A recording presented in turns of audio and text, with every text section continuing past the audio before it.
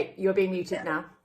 So what we're going to need today is you're going to need something to do static back on. So I know that most of you who are here today are old timers, not literally speaking, but with my classes you are. So for static back, you need something that you're going to be able to bring your legs over and relax off. So some of you are going to need it for static back, but other people are going to need this later on for something a little bit more ambitious. So for those of you who are feeling a bit creaky, if you haven't done my classes before, you're in lots of pain, and you want to take things gently, let's start off with you guys in a static back position like so.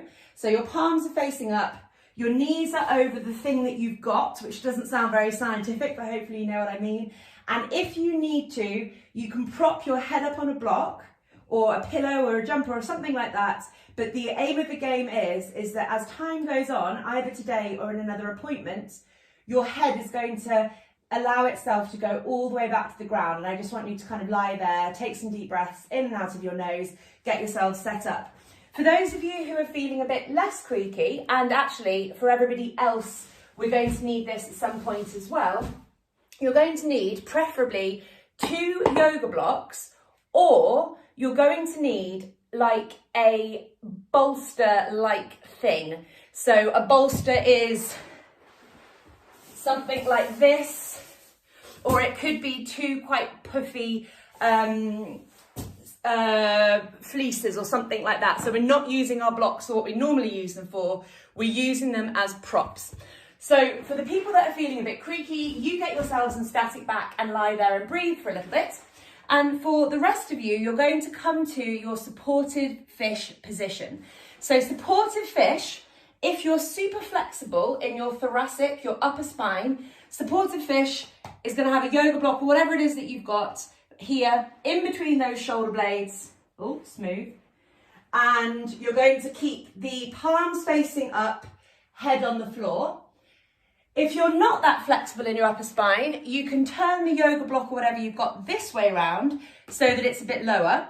And you can try the same thing again, just lying there, palms facing up, taking some deep breaths and relaxing. And then if that's too much, you can put something under your head as well. So supported fish looks different for everybody, just depending on how open they are in that upper body. So if you need, you can have something under your head as well as your shoulder blades. And for those of you who are feeling a little bit nervous about doing anything that resembles a back bend, which is what this is, then the static back position is also a mini back bend as well. So I'm going to lie in it too, and hopefully everyone's found a position that they are more or less comfortable in, but you should be feeling a stretch. So this position here, for those of you who are doing supported fish, as you're probably experiencing, is a position of thoracic especially, but actually full spinal extension. So in this position, you are doing the beginnings of a quite full back bend. And depending on what level you've got your block, you've got this back bend at a more severe angle, basically. So the way that I've got it is quite intense because there's a big difference between where the block is and my head is on the floor. But even if your block is the other way around, you've still got a different gradient from shoulders to head. So it's still giving you a mini bit of a back bend. So this is starting to kind of open you up in that shoulder region especially, but it's also giving you a stretch through the whole of your spine and actually probably your legs as well when you're in this position. For those people who are in static back, I think I touched upon this last week in the last spinal sort of extension class that I did, because obviously I have to be careful that I don't go too mad with back bends for when I've got quite a mixed level of class.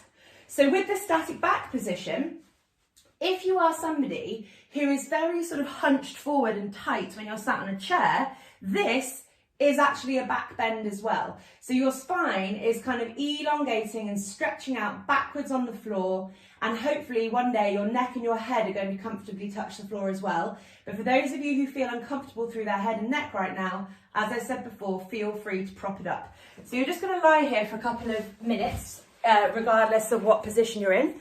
I'm going to change the supported fish people in a second and get you doing something else, but the static back people are just going to lie there. So before I get people doing backbendy type stuff, I have to make sure that you're as warmed up as you possibly can be. And when I say backbends, please don't be too scared. This is not going to be like some crazy yoga class, but we just have to be careful because this is oftentimes challenging a range of movement that many people don't get much of.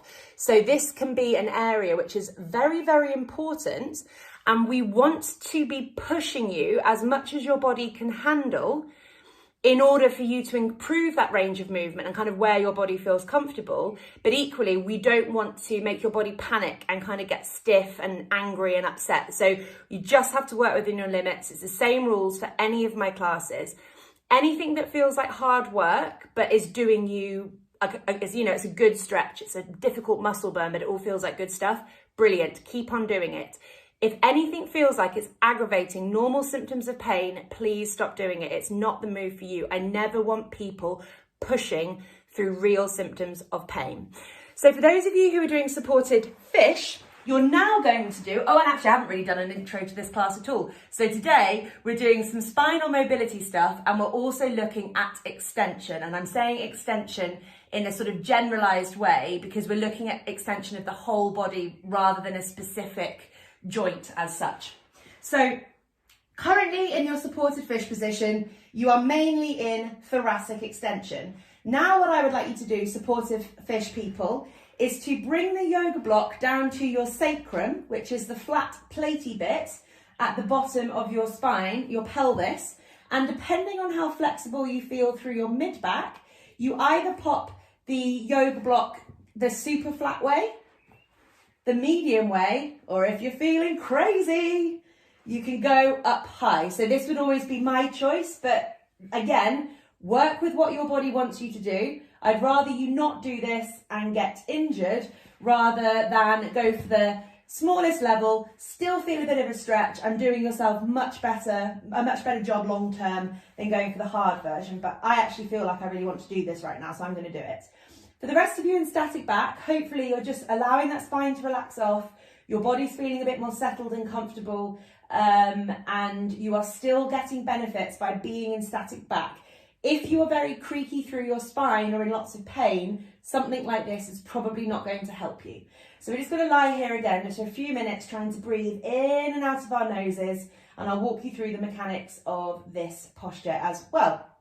So, oh, and also palms facing up because that's going to help open up your shoulders a bit more. And you want to try and keep your knees directly out of your hips and your feet flat on the floor. In this position, you are in hip extension. So if you have been sat at your desk all day today and your hips have been locked in flexion, you're stretching out the front of your hips. So that's probably my favorite extension that we can get. So your hips are in extension right now. Your pelvis is also in extension. So that sort of tilting forward that your pelvis is doing to create that arch in your back is putting your pelvis in extension, which again is generally speaking the opposite of what is going on when you're sat in a chair. And the rest of your spine is also in extension as well, except for the very top, because of where your sort of head is, you're going to be tucking under through that upper spine. So your upper spine is not in extension, but the rest of your spine is. So whereas before you were getting a bit more of an upper back stretch, this should be now feeling like more of a stretch around your pelvis and around your hip area. So I just wanted us to do this for a few minutes just to kind of loosen things up a little bit before we start doing some slightly more complicated things later. And by complicated, like I said, we are not doing crazy back bends. I'm not expecting anyone to go into full wheel pose or anything like that. But I do get a little bit, I don't want to say nervous, but back bends and extension are probably a slightly volatile area for lots of people. So I want to be careful with it. Okay, cool. We'll count down 10 more seconds here. 10, 9, 8, 7, 6, 5, 4, 3, 2, 1.